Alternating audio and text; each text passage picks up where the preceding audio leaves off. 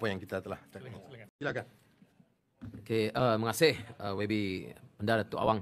Baik, saya hanya nak menyebut tentang soalan yang telah saya kemukakan kepada Menteri Digital tadi yang berada pada giliran nombor 11, di mana soalan saya ialah berkenaan dengan bagaimana kerangka kerja pusat data dapat meningkatkan limpahan ekonomi digital penegara, dan telah dijawab oleh Timbalan Menteri sebentar tadi yang menyebut tentang kerjasama firma antarabangsa dan sebagainya.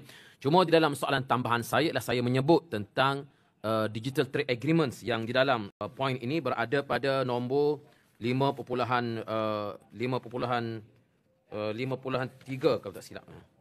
Digital Trade Agreement.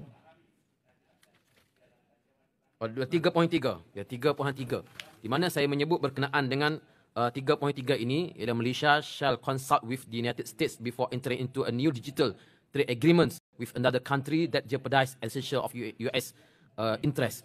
Jadi sebagaimana yang disebut oleh WB Macang tadi, perkataan shall di sini ialah satu obligasi dan satu kewajipan kepada negara Malaysia untuk berunding dengan United States sebelum melakukan kerjasama digital dengan mana-mana negara yang lain. Jadi ini sebenarnya menggugat kebebasan negara Malaysia itu sendiri, dan saya menjangka bahawa Timbalan Menteri sudah tentu akan menjawab bahawa ia masih berada dalam peringkat kajian, dan benar itulah yang telah dijawab oleh Timbalan Menteri. Perkara ini masih berada di peringkat kajian memandangkan ia baru saja dimeterai. Sedangkan dalam kenyataan Menteri MITI semalam, Tengku Zafrul menyebut bahawa perjanjian tarif Malaysia AS lebih baik berbanding sebelum ini, dan kata Yang Berhormat Tengku Zafrul, ini tidak ada perubahan kepada komitmen awal kita dan telah disetujui sebelum ini dan saya telah kongsikan di Parlimen. Artinya sepatutnya Malaysia sudah menjangkakan perkara ini dan butiran itu sudah dibincangkan di dalam kabinet. Tetapi bila tanda tangan 2 hari lepas, Timbalan Menteri kata ia akan dikaji oleh impaknya kepada Malaysia. Saya rasa ini merupakan tindakan kalut ribut oleh kerajaan, dan perjanjian ini tidak lebih melainkan hanyalah merupakan jualan akhir tahun,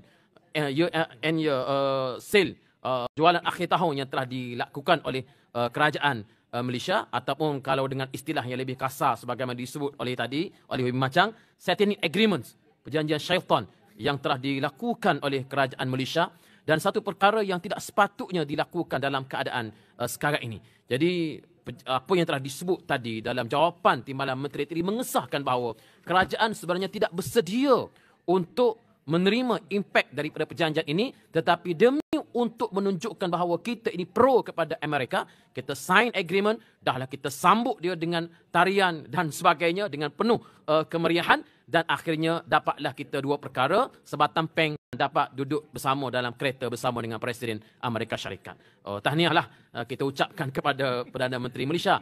Saya sebut dalam penyataan saya, ia sama dengan penghormatan yang telah diberikan oleh kepada Benjamin Netanyahu pada 13 Oktober lepas. Kalau bangga sangat, maka samalah dengan penghormatan diberikan kepada Benjamin Netanyahu. Jadi kita minta kerajaan, sebagaimana disebut tadi, bawa perkara ini ke Parlimen, bincang impak dan kesannya kepada Parlimen, dan kita perhalusi supaya jangan nanti kamu jual negara dengan perjanjian-perjanjian seperti ini. Sekian. Terima kasih. Ya. Samalah dengan isu Nadir Bumi juga tidak dibincang dengan SG4. Sedangkan SG4 ini merupakan di antara negeri-negeri yang merupakan pemegang taruh utama di dalam produk-produk REE yang ada di negeri-negeri Melebet area, Kedah, Kelantan, Terengganu. Tidak ada sepatah haram pun perbincangan dengan negeri-negeri SG4.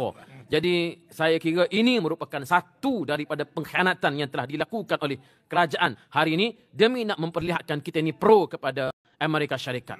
Sangat memalukan negara, dan satu penjualan besar-besaran aset negara telah dilakukan oleh kerajaan yang ada pada hari ini. Terima kasih.